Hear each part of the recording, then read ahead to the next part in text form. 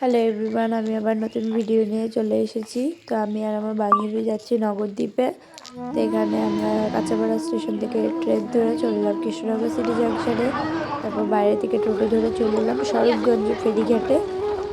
তো এখান থেকে আমরা নৌকা পারাপার করবো, রাতে আমরা নবদ্বীপে যেতে পারবো না।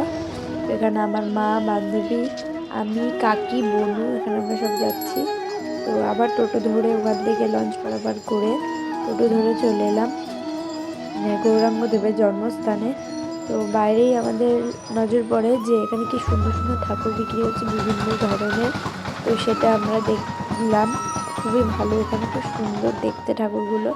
তো মন্দিরের ভিতরে প্রবেশ করলাম, প্রবেশ করে দেখতে পাচ্ছি সামনে খুব সুন্দর মন্দির একটা।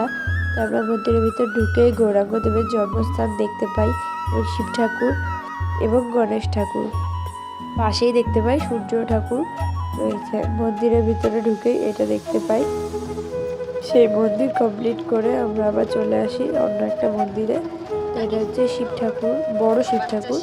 এই মন্দিরটা নতুন হয়েছে, তো এটা খুব সুন্দর দেখতে। শিব ঠাকুরটা খুব কিউটনেস। মন্দিরের ভিতরে ঢুকতে আমি ভিডিও করি, সেখান থেকে বারণ করে আমাকে ভিডিও করতে।